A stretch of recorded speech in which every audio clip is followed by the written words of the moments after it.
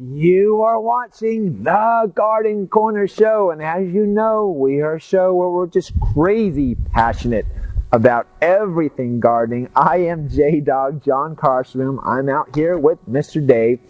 I want to go over some technical details about annuals. Now, you've gone to your favorite garden center and you picked out your favorite annuals. Now, they could be premium annuals, and the premium annuals, by the way, these premium annuals are annuals that are grown from cuttings. They're particularly bred for their characteristics, whether they're heavy trailers or they bloom constantly. So they have very particular. They tend to cost a little bit more.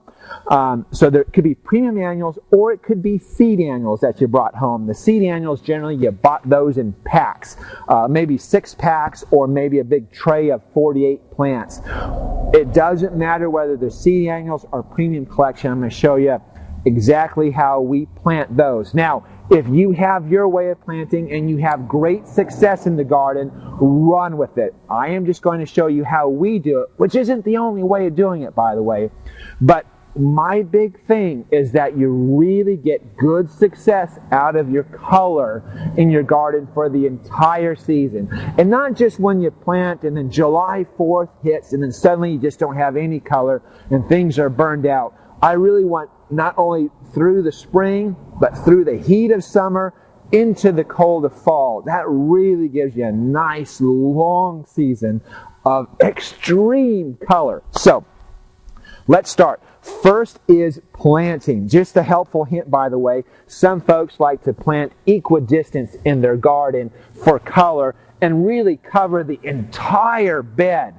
Here's a helpful hint, is think of a hanging basket. And a hanging basket, by the way, is planted roughly this close, believe it or not. Think of an area and expand it ever so slightly. So we're going to think about in groups of 12 plants. Now, if you repeat those groups of 12 plants throughout your entire bed, it gives you the impression, your eye catches it, thinking that it's a full bed of color without being a full bed. So it might save you some money along the ways. Just an option for you if you like. So one big point is amending your area. Now, that is one of the keys. Now, you can see here we've got a nice rich soil, right? But every time we plant annuals here, we add, what was so funny about that? Anyway, Mr. Davis is cracking up back there.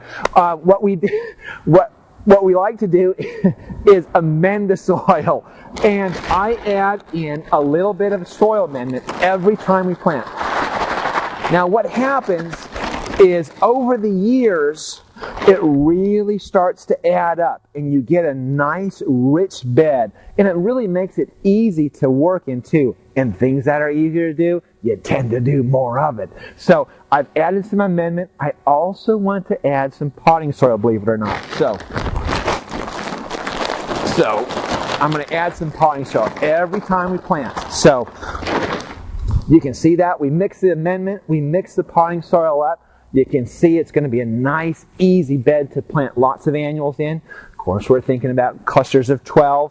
So also, I want to make sure, especially if you plant premium collection annuals, is you need to make sure that all essential nutrients are available. So I use the Garden in Bloom. It is all organic, so which is a nice little touch as well. It's really important because premium collection, well, also seed annuals as well, tend to be heavy feeders. They need a lot of nutrients because they put on so much growth. They bloom constantly, so they're going to need that energy. So we mix that in. So now you have your bed nicely prepped. Okay? How we're going to plant them? Now, we have them in this, what we call the GC Easy pot. I like this because the roots tend to really grow out. You can see the roots growing out here. They'll just expand through this container. Makes it easy to plant. You can do it either way, whether it's in a 4-inch container or whether it's in the GC Easy. I like to do about a hand distance apart. So whether it's seed annuals or premium collection. Now, on the premium collection, you're really going to get that expanding like crazy. So, but what it is again, think of it like a hanging basket. So we're just going to expand that area just about a hand distance apart and plant it just like that. So it's something like that and in there. So now let me plant a few more here. So away we go. I'm just going to plant one more while we're cooking. One option too, by the way, is now if you really want to be technical about it, save these tags on your plants. So that way you can say, well, boy, this Bacopa really did well through the season, or this Diacia kind of gave out during the month of July, whatever. So you can make notes.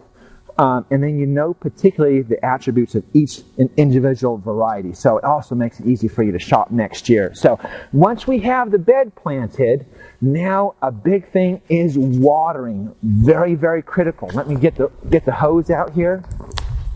Is now on your hose, your garden hose, you can reasonably expect that it will give you about 5 gallons per minute. So what you want is a nice, thorough soaking of